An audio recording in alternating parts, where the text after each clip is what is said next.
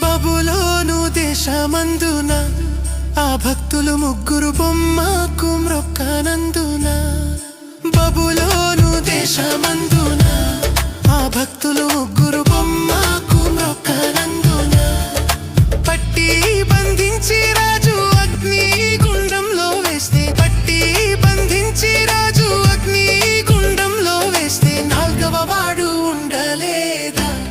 ఓ భక్తుడా, నాల్గవ వాడు ఉండలేదా? నాల్గవ వాడు ఉండలేదా?